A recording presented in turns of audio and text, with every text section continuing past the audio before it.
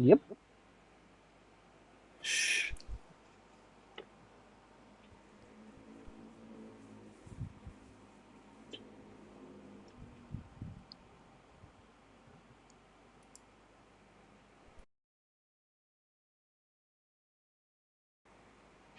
Real talk, zero filter. Let's get this show on the road.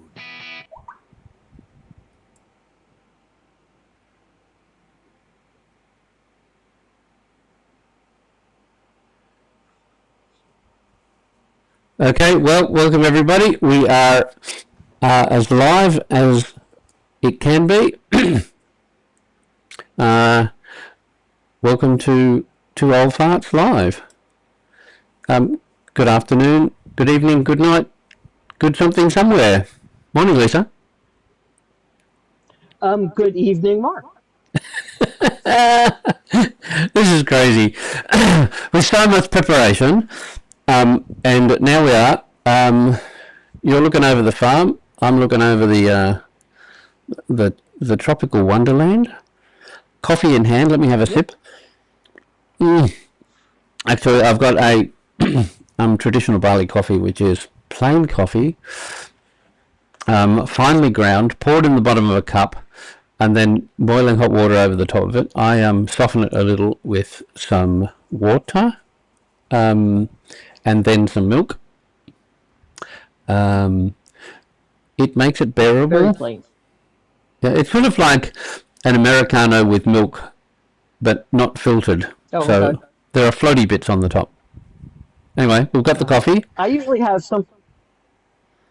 something that's called a bulletproof coffee, which is organic coffee and a little bit of butter, some coconut oil, and I have my own special mixture of coconut milk and almond milk, and a little bit of vanilla mixed in.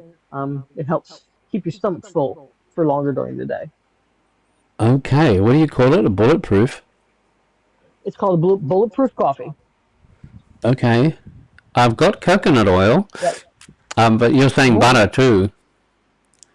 Yeah, but it has to be like grass-fed butter. I use the Irish kind. Okay. But butter's hard to come by here and a bit expensive. We might be in a tropical paradise, but everything has to be essentially brought in. There's very few. No, I shouldn't say very few. Some of the things that we come to know and love are not not available or readily available, should we say? So Honestly, if you put like it's like a tablespoon of coconut oil. If you put a little bit more in, you don't have to worry about the butter. It's basically the same thing. The butter is just another healthy fat, but with a little flavor. well, you'll have to get the recipe for that. For those of you who don't know, just a little bit of a background. We will be, as we indicate, we'll be talking shit. Actually, I don't know whether YouTube will allow us to use that sort of words and get bleeped.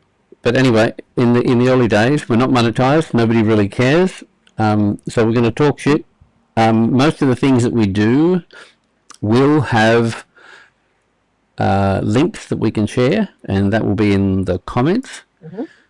So if we're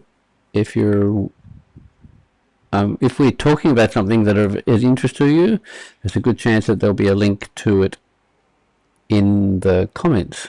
All I've got to do is find out how to do the comments. Find out how to do of course I know how to do the comments. Get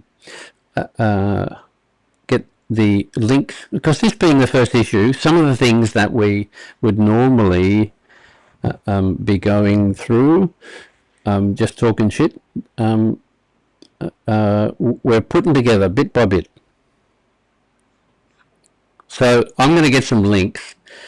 Lisa, why don't you let everybody know a little bit about you while I put that together? Oh, well, I'm a strange combination. I'm originally a suburban girl from New Jersey that moved to the rural area of Indiana with my partner, and we lived literally live within sneezing distance of a farm. We do our own little bit in the yard, but we don't have the full farm yet. And I can put my head out the window with my coffee every morning and say hello to the cows, and you can hear them. Oh, we should do that one day. We should set you up outside. Oh no, it's evening, isn't it? Definitely. I keep forgetting that. Okay, so one of the differences is you're on a completely different time zone. This is my Monday morning and your Sunday evening.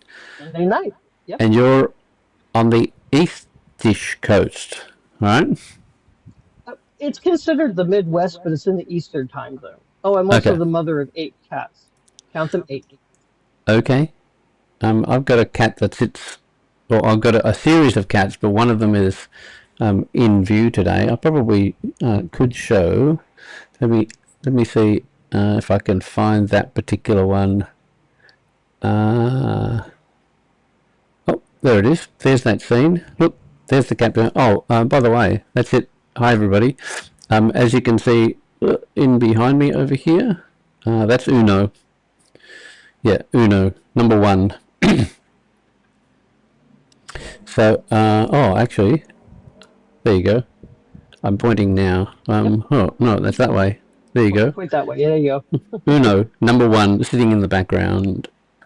Oh, and of course we can't see that on the vertical. We're broadcasting both in horizontal and vertical. So if you want to have a look on the mobile, it's available there. By the way, this is the coffee cup.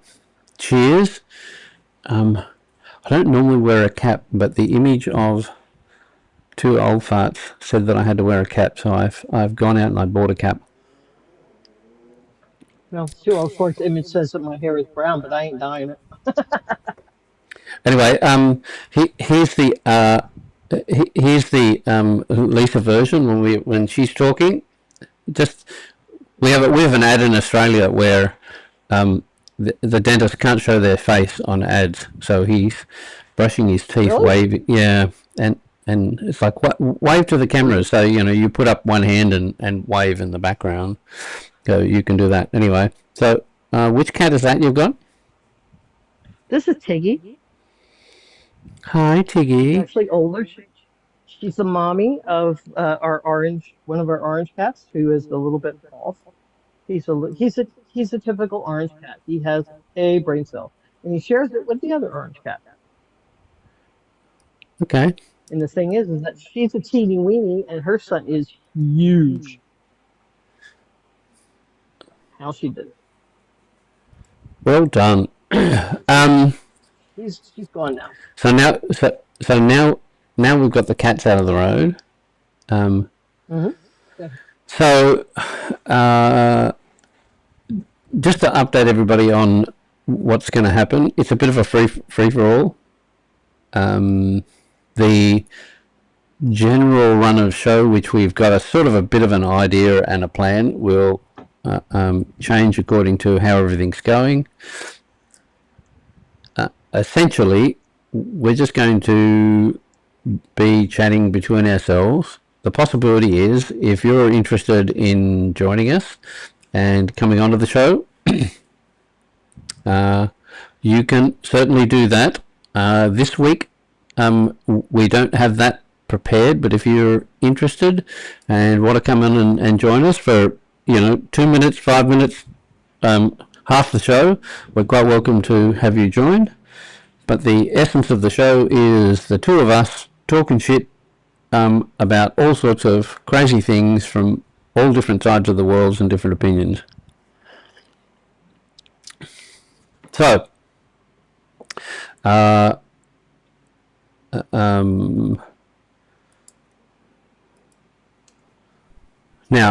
part of what we're going to be doing today is updating the way in which we present in some of the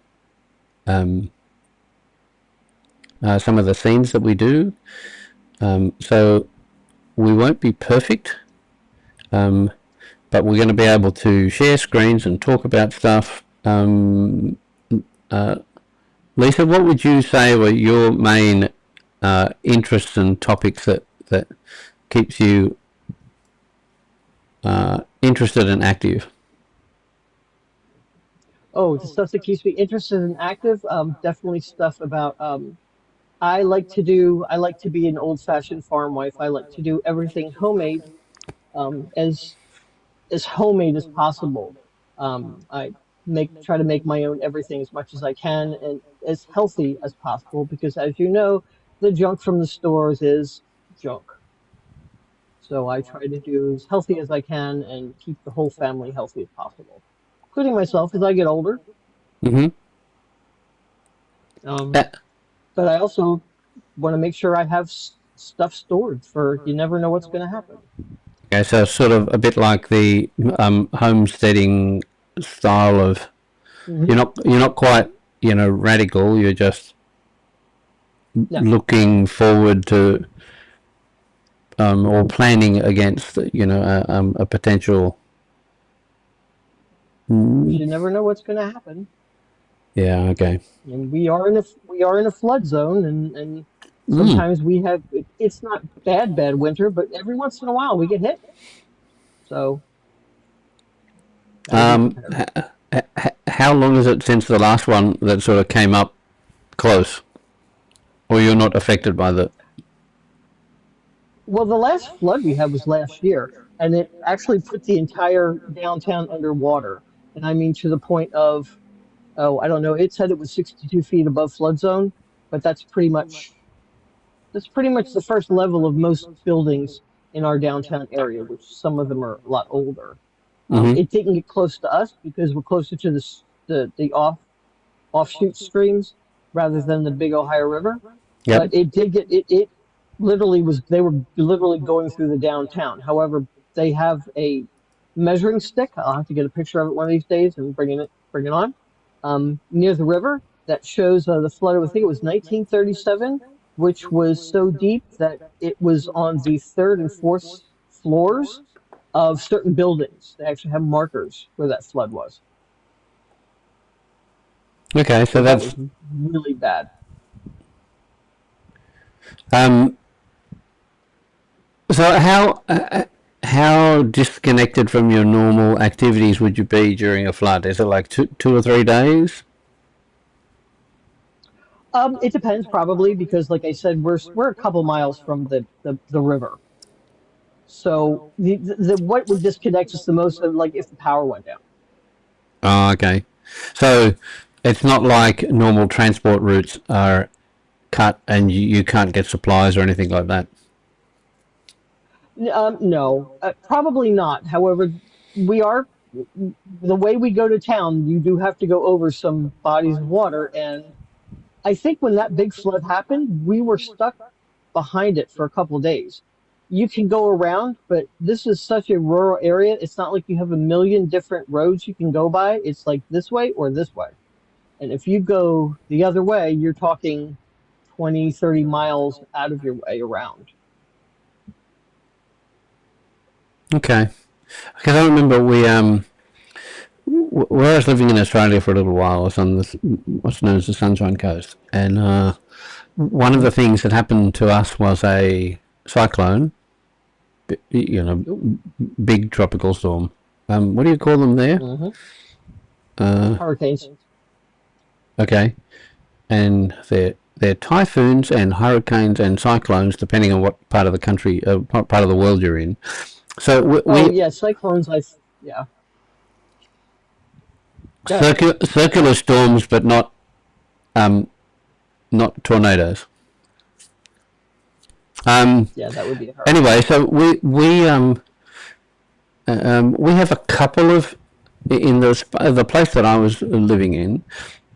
We are fairly well connected with a couple of roads, but all of the main roads were cut, and so normal, traffic, commerce, etc., couldn't get in for 3 days. Okay, Hmm. and people went Hmm. absolutely crazy. I mean, like batshit Yeah. crazy.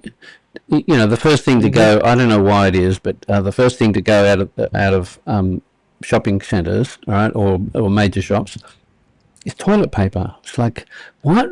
Why of all things Anyway, so toilet paper goes, water goes, and what happened in 3 days? Basically, all of the major shops, which were still open because the essentials were still there, electricity was still coming through, etc. You just couldn't transport anything. That's good. You know, the shops were empty, like empty, right? It was only the really crazy stuff that was still left on the shelf, right? You know, but the end result was you didn't have any essential, you know, fresh food or anything like that. You know, meats and those sort of things were gone, but people went batshit crazy going in and buying anything and everything, and it was only like, well, I guess it really started on the second day. People started going, I wonder how long this is going to last, right? And and it got to the point where people were really panicking after 3 days, and it was like, if something really drastic happened, imagine it wasn't just the roads were cut off and you couldn't get your normal, you know, buy it on demand stuff, you know, no bread, no you know, food stuff generally. Imagine if it was worse than that. It was, you know, water stopped or electricity stopped. It's like, I don't think, I think most people aren't prepared for a normal dislocation, right? No, they're not. They're not. How many people can survive with more than an hour without power? They can't. The only thing I'm concerned about, and we're going to figure this, we got to definitely invest in a very decent generator, is the refrigeration units. We have 2 freezers and a refrigerator. And that's the thing that would concern me, is if the power went down for several days, not keeping the food cold. Yep. That's why we gotta invest in a. We have a small generator. We got to get a bigger one. Okay. And make sure when storm season happens, and we do get some tornadoes here. We have a tornado siren once in a while. Got to get a bigger generator. Is my main concern, is keep, because I have a lot of food stored, and if it's cold or frozen, it could go bad. I mean, I have plenty of food on the shelves, but you know, milk and eggs and stuff like that, frozen meat, and that's very important. Most people are not prepared. The big joke where I'm from, in New Jersey, which is on the East Coast, which is in that cyclone hurricane area, is when they hear that a storm is coming, they go to the store, and not only do they buy the toilet paper and the water, they clean the store out of eggs, milk, and bread. Those 3 items, and the joke goes forever. Oh, it's time to make hurricane French toast. I mean, how common is it? How common is it to be doing prepared? Because you know, from this side, I understand that, you know, there's a fairly strong industry in the US about, you know, preparing for emergencies, right? I mean, how big is it? Would it be, you know, 5-10% of the population? I would probably say yes. Probably not as much as it should be. Okay. I think more people should have stuff prepared. When we go to the big, and I won't mention the name, but the big warehouse store, when we buy stuff like beans and stuff, which you can live off of for a long time, by the way, we buy cases of it, and cases of tomatoes, and all of this stuff can be actually cooked over a fire. We have grills in the yard that can be fired up if we don't have any way to cook. We buy you know, cases of beans and cases of tomatoes and cases of vegetables and stuff like that can be stored for long periods of time. If anything ever happens, can be, you know, may not be the tastiest meal, but you get your nutrition and you at least get your protein in. Okay. So this is some of the stuff that you do on a regular basis, part of your cooking, etc., recipes, etc., on your website. Is that correct? Yes, that is correct. Well, of course, I've just managed to throw up your website into the comments, so if anybody wants to check out what you're doing, they can go and see that there. And we'll put the bulletproof coffee recipe on there for anybody that's interested. Fantastic. What else This makes a really tasty latte too. Oh, I hadn't thought about that, because that's my favourite. Although I don't do it at home, I go out for it. The latte. Actually, my history, as you're aware, but some of the others may not. I retired in 2002 and travelled the world. One of the options that I was looking for was different experiences and travel. I definitely a strong foodie at that time, not quite so much now. And so travel was important, food was important, but ultimately the coffee experience was important. So my first foray into Instagram was travel, food, coffee. And it still exists to this today, it's not as active. But the coffee that I decided to share and was universal across the world and, acceptable was a latte. So everywhere that I go, I have hundreds, maybe even thousands of pictures of lattes. Certainly, the last few years have been without too much travel, but latte is it. Yes. I actually have an espresso machine, make my own if I want one real good. I'm a little bit envious. However, an espresso machine in home means that I have to make it and I have to be perfect. And enjoying the experience of coffee, I wouldn't consider myself a coffee Nazi, but enjoying the experience of coffee. It's about the place, the people, and certainly the view in a lot of places that I would tend to go to, rather than the coffee itself. So I'm not overly fussed on the style of coffee. I know the difference between a good one, a great one, and an excellent one. But any coffee, or should I say any latte, is worth a picture, worth some... I'm actually surprised how easy it was to make my own. I was actually nervous when we got the machine to be like, oh, I'm not going to be able to do this, but actually it's easy. Well, I guess that's probably why it's such a common environment. Coffee shops and baristas. It doesn't take too long. We've got a couple of universities here. Coffee universities where they're, pedantically particular about the coffee, the style, the bean, the roast, how it's put together, etc. Oh, really? Yeah. It's a bit. I'm not incredibly picky, but my thing is I can't stand that. What's the big coffee chain that starts with an S. I don't like the taste of the coffee. It's extremely bitter and always tastes burned. Mm-hmm. Go on, you can tell us. All right, Starbucks. I hate Starbucks. It's nasty.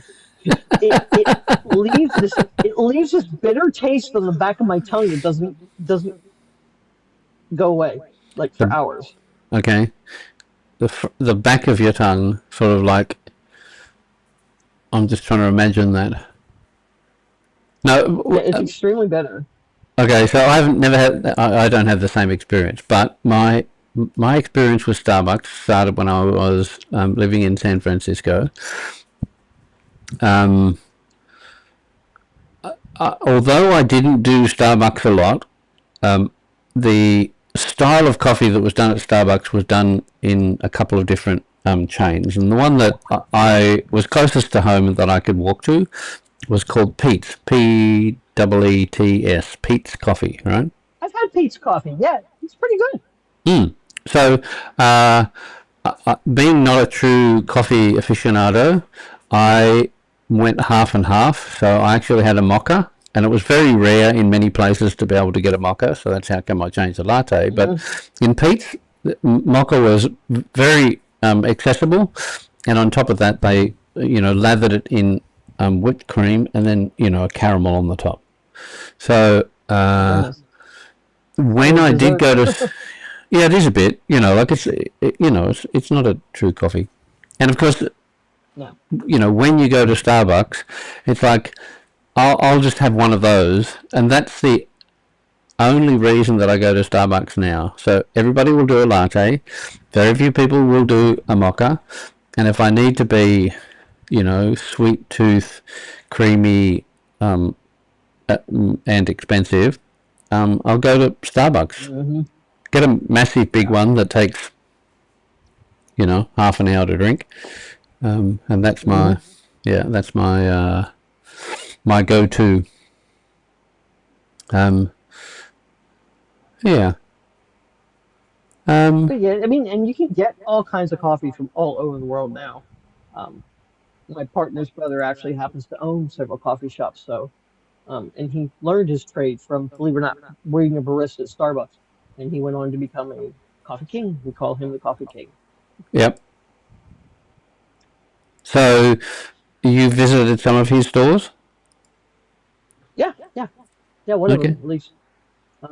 Not very big. It's the kind of place you would love. It's very homey. There's little places to sit. There's some little tables. They have a homemade a bakery right up the street that they bring in some like lovely pastries you can indulge in, and they'll make whatever you want, and the coffee's delicious. He actually went to all of the coffee conventions.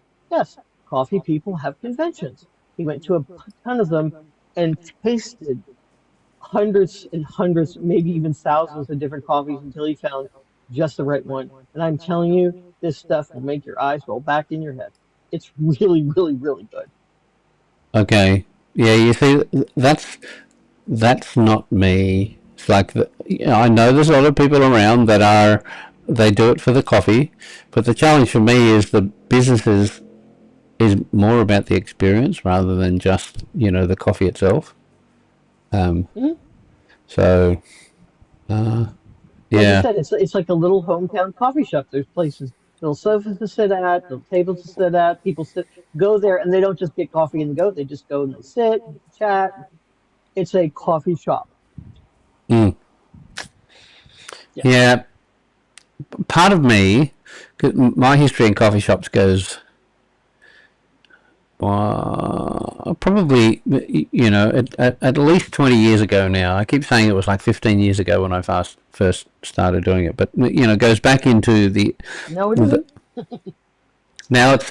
So, you can imagine 2002, I take off and experience some of the world. A few of the places that I hit first up was... Well, my very first part of that particular journey in 2002 was taking a 6-month trip up the east coast of Australia to go from where I was living at the time, which was Coffs Harbour, right up to Cairns, which was home, or Port Douglas, which is my hometown of sorts. So that was the first 6 months, and I got itchy feet at that point, and then went, okay, where's to next? So I did the US.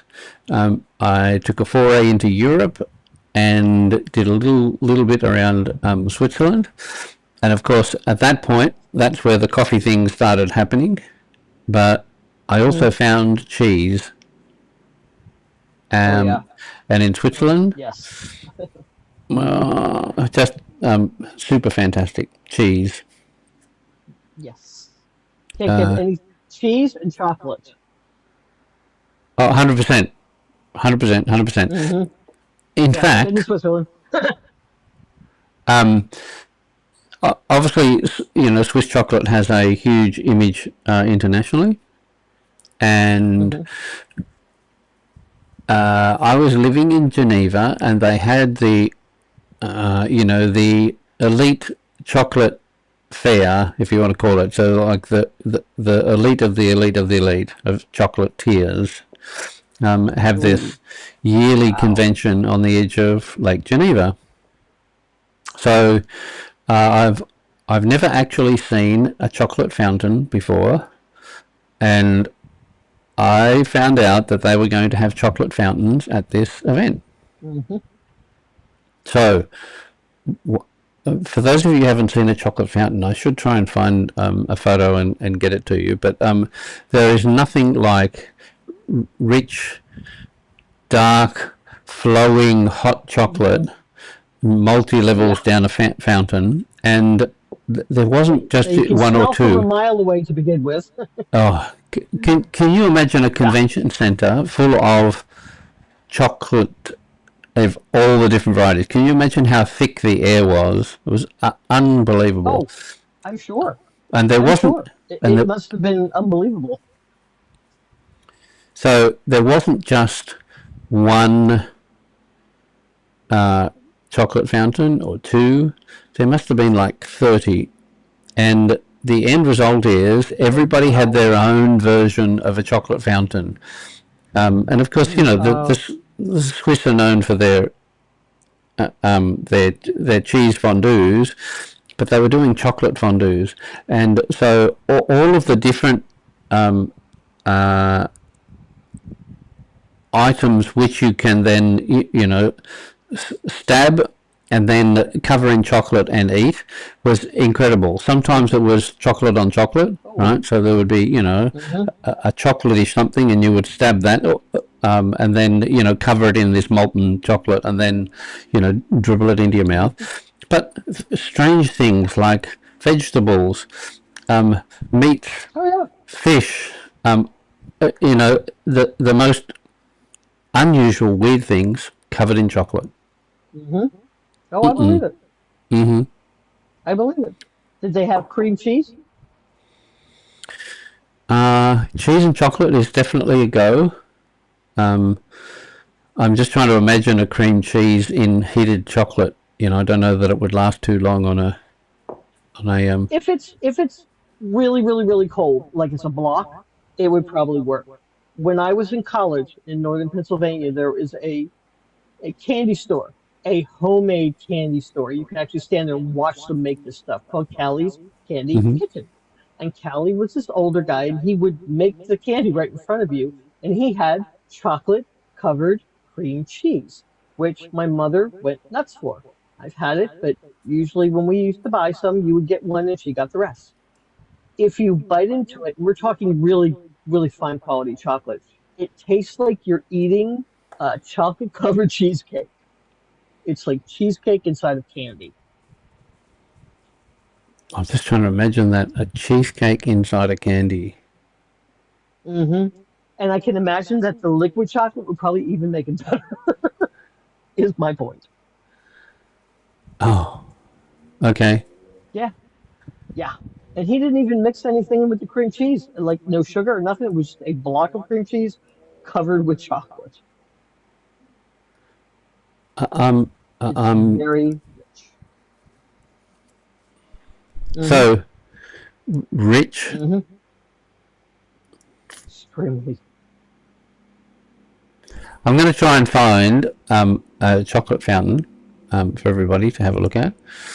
So I'm just going to go. We're just going to do the. Oh, hang on. We can drop us into the scene. Okay, so just changing scenes. Here we go. This is my favourite place. At the present moment, I have a bit of a thing about rice fields and simple living.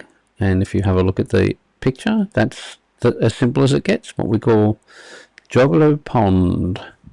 So everybody says, wouldn't that be full of mosquitoes? Right? Just be. Not necessarily. Well, that's exactly right. Just the reason there is almost no mosquitoes, not zero, right? But you can imagine you're sort of on the edge of the jungle, etc. But the crazy thing is that rice paddies, lots of water, and normally, stagnant water or still water has mosquitoes. Not here, because they're the most yummiest thing for fish, right? So the moment that they happen, they're gone. So they put fish in the rice paddy.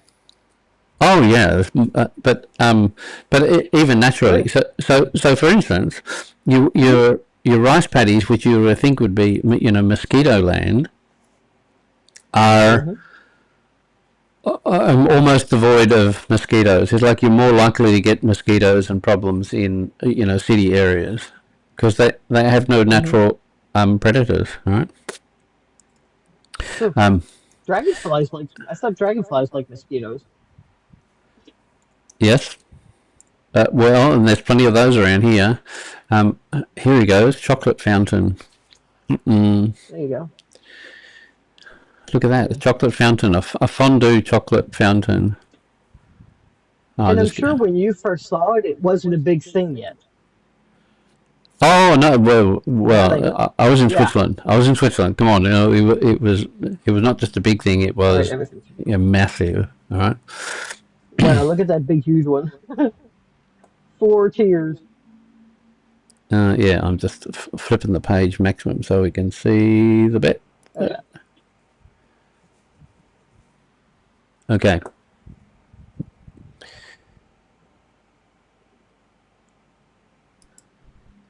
Oops, hang on. What's going on here? Fight back. 4 tiers, all right? And of course, hot chocolate is just like the most. Oh, there's one. Marshmallow. Yeah, that's too sweet. Lots of fruit. But the vegetables were really weird, all right? Here's a chocolate fountain. I can imagine. I would have to try that before I pass judgment because it's not making the connection in my head with vegetables and chocolate. I mean, vegetables and cheese, but not. Well, let's have a look at that. Everything you need to know. We've got meats and cheese and salamis and. Oh yeah. Okay. All a bunch of fruit. Ooh, that's worth having a look at. Yes. There you go. Oh look, food blogger. There you go. That's everything you need to know. Can you imagine? Oh look, there's biscuits. Oh, I guess that would work. And cake. Sure. Oh. But there's something on there that looks like hot dogs, and I'm not sure that would work for me. He's just another. It might be a bad picture though. Like a sausage, a short sausage. That's what a hot dog really is, isn't it? As I scroll down here, I don't know whether you noticed, but over here the pizza sloppy Joe, right? You do know what a sloppy Joe is in Australia? What's it called? It's it's actually a sweatshirt. Or does it mean something else? Yeah. Oh, okay. So the end result is that the word sloppy Joe is different names, just like thongs in different parts of the world. All right. A sloppy Joe in the UK is a prophylactic, a male prophylactic. So. Oh, dokie. To my mother, and I don't care what recipe is there. My mother's recipe will beat them all, always. Okay. Meaning. I have it. Oh, okay. I never knew. Over here, they sell this shit in a can. It's called manwich, and that's just what most kids are raised on, thinking that's sloppy Joe. I never knew what that stuff was until I got married because my mother always made it from scratch. Because A, her sloppy joes were the best, and B, since she was a World War II veteran and she was involved with the Legion, that whenever they had a function there, the guys would call her and say, "And you're bringing sloppy joes, right?" Every single time. Okay. So it's that incredible. big old cast iron frying pan full of this stuff and some rolls. But yeah, nobody can beat her recipe. Sorry, my opinion. So we did get distracted on food. Whilst we're on here, I'm just going to drop across to your website, and so everybody can have a quick look. You can take some time to share what you're doing. If you go up to the recipes list on top, the sloppy joe's recipe is in there. Go down. Sloppy joe's. Pumpkin. Okay.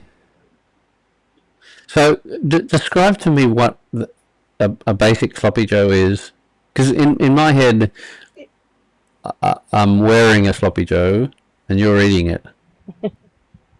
Right? No, it's basically ground beef. Instead of making a hamburger patty, you use the ground beef itself, or minced beef, with seasonings and Worcestershire sauce, mustard, and ketchup. It kind of makes like a homemade barbecue sauce.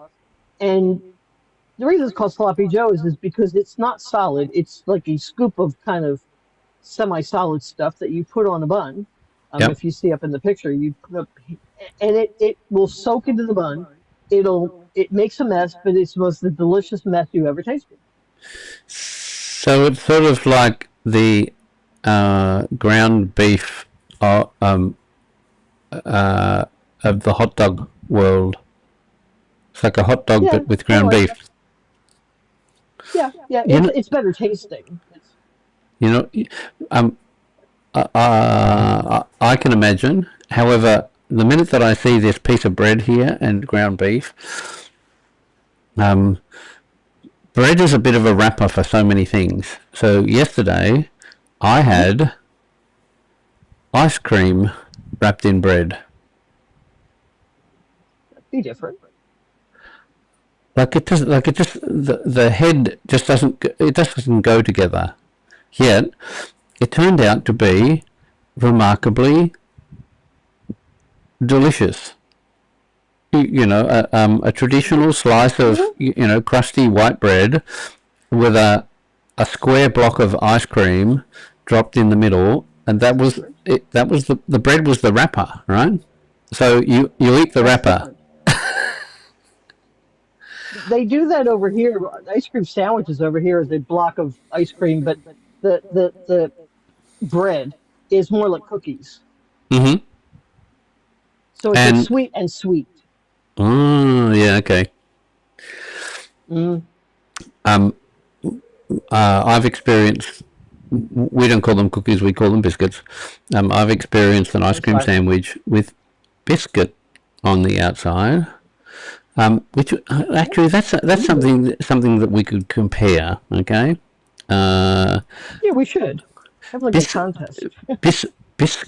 Biscuits in Australia. Okay.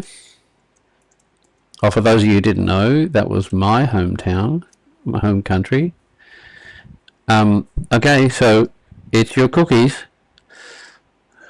Let's just do images. Now, one of the things that I did want to talk about today, and it came up yesterday. I mean, obviously the classic Australian biscuit is the Tim Tam. If you haven't experienced the Tim Tam, you have to do that. But you have to have the original ones. I have not met any other country where they made Tim Tams locally, whether in the US or, here in Indonesia. Yeah. Where the cookie itself, the biscuit itself, was the same level of chocolate consistency, etc. Right? They were similar but not the same. Mm-hmm. So when anybody ever comes from Australia, you have to bring Tim Tams and Vegemite. Oh yeah. But we'll get to Vegemite a little bit later. One of the things that I want to draw your attention to, and I have a little bit of a test for you. So here's Arnott's biscuits. Okay, now they're synonymous with Australian biscuits. We grew up with them. They're a part of it now. It's unfortunately, it's not an Australian company anymore. However, the international global food conglomerates get in and take it over.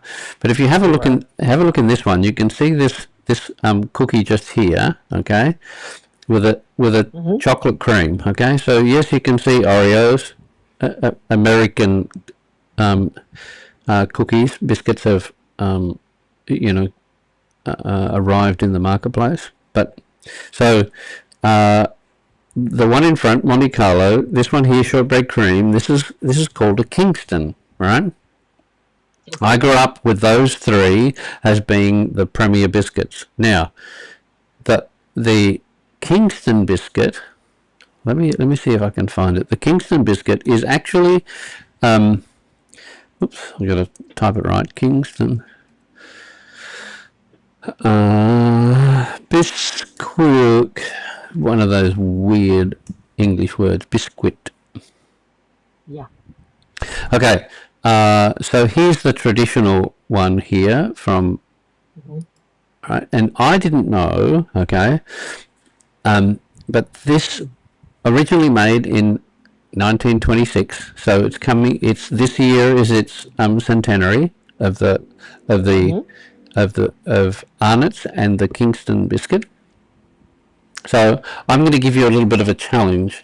Between now and next week, I want you to see if you can find and make the recipe for these particular biscuits. Really simple. Then I found out yesterday that the biscuit is what's known as an Anzac cookie with a chocolate cream in the middle. Anzac cookies, okay, are traditional Australian largish, biscuits, okay, and all they did was they slapped a bit of chocolate cream and then two cookies together, and it was like, how smart is that? But these are they're bite-sized biscuits, and a Anzac cookie tends to be larger. So let's see if we can do it now. Oh look, Anzac biscuits recipe. There you go. So you can see that. I can't make them regular, right? Yeah, of course. But your version of, all right. And then, so what do we got?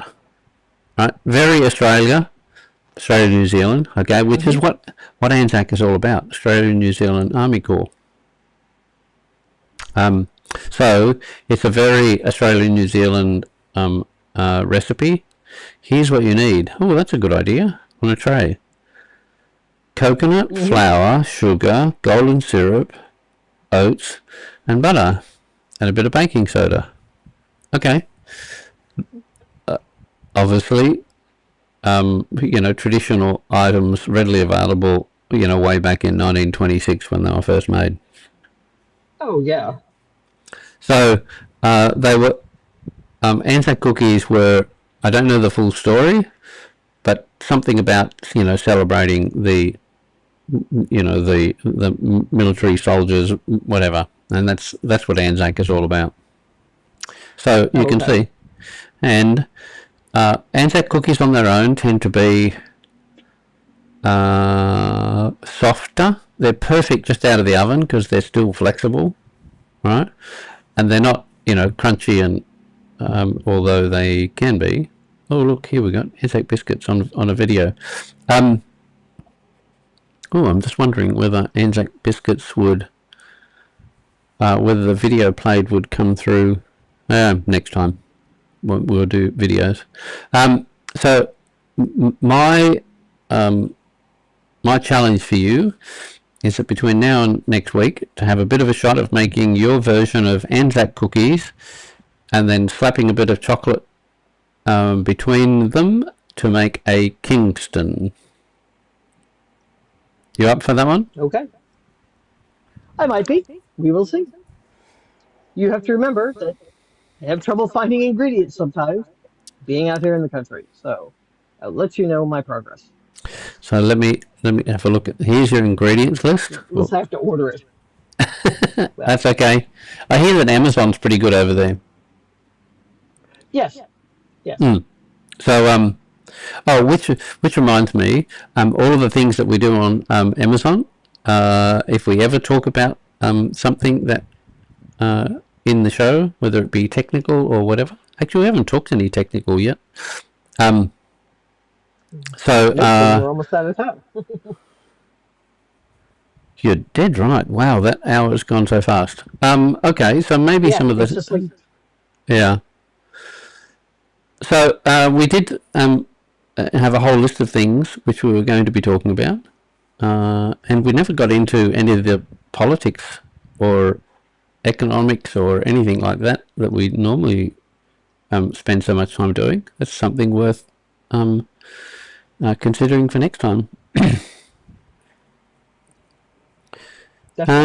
Yeah. Anyway, so 2 old farts. Almost 1 hour. I'm just trying to imagine what our next subject might be. What do you think? What's your idea? Well, we definitely have to get into the tech, because we did have a long list of tech stuff we were going to get into, especially our Mac versus PC argument, which we have ongoing. Yeah, I agree. However, in this first issue, maybe we can roll that longer conversation over. But I do want to let everybody know about how to find us. So I'm going to come up with the Facebook page, which is 2 Old Farts Live, and Facebook were quite kind to us to be able to give us our website address as the Facebook URL. So you'll be able to find us really easily. I'm just about to put it in the comments for all those who are let me see if I can get everything to load and you can go and have a look. So there's 2 Old Farts Live, and we've got a few things happening over there, so it'd be really great. We would normally broadcast into 2 Old Farts Live, but Facebook says that we need at least 100 followers before we can go live. All right, so what I'd like everybody to do in the time between now and next week is that we get a bunch of people up to 100, which will allow us to be able to broadcast live. So if you want to see us in Facebook, the live broadcast in Facebook, we can do it over there. Okay, so everybody try to bring one friend with them over. What a great idea. All right, so Facebook and Live. I will show you how to make the cookies. Are you going to do a video, or are you going to do that live? I'm probably not going to do that live. I will see about doing a video. Maybe not. Okay. Worst case scenario, I will share the recipe. Okay. Actually, I will do several versions of the recipe because I cannot do the regular version. Mm-hmm. So, coming up for time. Yes. We didn't talk much about what I do outside of 2 Old Farts talking. However, known as the Internet Whisperer, as you can see here, and you can find me on theinternetwhisperer.com. Majority of stuff that I do is... Say again, sorry? You should put the link for that up there too. Absolutely, it'll come up there very shortly. The sort of stuff that I do is remote production of broadcast, not unlike what we're doing today, except that I don't normally star in it. It's normally, I'm in the background doing this for other people. But I do, lots of techie related stuff and help people with their tech issues and or keeping the tech side of things really simple, whether it be websites or digital marketing, just keeping it simple, or creating systems that allow the tech to be simple. Anyway, that's me. I spend my time doing that. Technically retired, but sure as hell can't stop doing what I'm doing. I'd get bored too quickly. So, Yes, indeed. So, Two Old Farts Live originated as a result of the pair of us working together and getting caught talking about stuff, which then took us completely away from the supposed subjects that we were working on, and just getting caught talking about common stuff that you talk about with friends. It was like we were sharing a cup of coffee, and we would go and do that. The different perspectives from different sides of the world. And yes, we touched on politics and economics and all sorts of fun, wonderful stuff. And that'll be a part of what we do in our future events. And so coming up, what are the things that we're going to be covering generally? I know that we had a long list in our potential conversations. What have we got coming up for the general? Well, we got general stuff that we're going to go over with. A lot of stuff that a lot of people that are of the Boomer and the Gen X generations that are struggling with today's technology and just can't wrap their heads around it. We will break it down so it's easy enough for you to grasp and make your grandchildren think better of you because you can get it for them. We'll go over stuff like your email and social media and stuff that may be a problem for right now. We'll make it so it's not a problem. So that's like when I talk about keeping it super simple. That's breaking it down into the real basics, etc. Yep. Okay.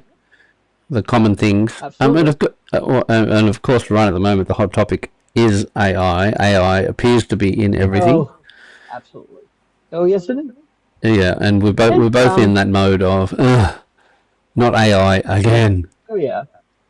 Yeah. Oh yeah. But there's a way to handle it so it's not all the way too. But things like different kind of videos and some news sites you can go to that you can actually get some reliable news, because there's so much junk out there. There's so many news sites now that most of the stuff they on there is garbage. And there are some places you can go to that are reliable for any side of the aisle you're sitting on. Yep, I 100% agree with you, and that was something to look forward to, being able to get your media with a fair view, if that's the right way to describe it. Yeah. Trustworthy. What else? Oh, residual income and side hustles. You may be retired or not being able to go out and work, and some ways you can make a couple extra bucks that you can go out and get your Kingston biscuits. What a great, yeah, and it's definitely a passion of mine. Is being I'm an affiliate marketer and surviving on residual income for such a long time.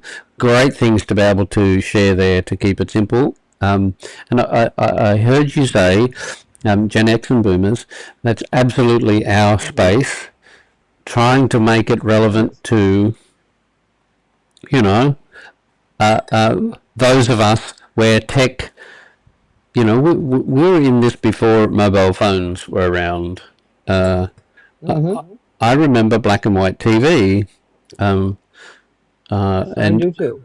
And going back into that zone, we have had to leap forward massively. So keeping it super simple, keeping the tech super simple. It's not that long ago. And if you think about it, it's not that long ago, really. I mean, in terms of history, when everything was black and white and you had a black phone with a dial on it sitting on a table, really isn't that long ago. You're dead right. Even though we've aged gloriously, we remember that stuff, and like, you know, how many of millennials can remember, you know, a time when there wasn't a mobile phone? How many people can remember when there was a time when there wasn't internet? All right. So anyway, and we have an aging generation. A lot of them are educated on the old school stuff. So yeah, bring it up to the present. definitely. So they are future topics coming, and a bit of an understanding of, you know, where we're coming from. If anybody's got questions, they can drop it. Oh, where can they drop it? Actually, we don't have a spot where we can do questions. Or suggestions. Questions and suggestions. In the comments, absolutely. Add it in the comments. We can do it there. We will respond to all comments. And you can use the tool of Porch email and send an email if you like. That's 100% correct. We can do it that way. Yep. Yeah, I think that's probably the easiest way for now. We'll build a contact page out so that people can get can use that in the website, which is 2 old farts, the number 2 oldfarts.live. You'll see that on the comments and all the places. Or make a comment. Yeah. Make a comment on Facebook. Send a message on Facebook. And I don't know about you, but we're over time. We did say 1 hour, and it was a little bit over. We started a little bit late today. However, we finished a little bit late. Yeah. Yep. And of course, at any time, if you want to join us, we're happy to have you join us. And thanks for being a part of. Yeah, join us. Bring a friend. If you want to come and join us live, we're happy to have guests. If you've got something that is relevant to, well, virtually anything Gen X and Boomer, we're happy to have, you know, 2 minutes, 5 minutes, or 15 minutes of your time to come and join us and share with those around us who'll be here. But we haven't got terribly many people this time round. Slowly building it up, which is another huge topic, is how to build a YouTube channel from scratch. Oh, there you go. Yep, more residual income. Anyway, there you go. We could keep talking for hours. So this is it. We have. So we're going to till next week. We'll close out with our let's get the show on the road, and happy to see you next time. Real talk.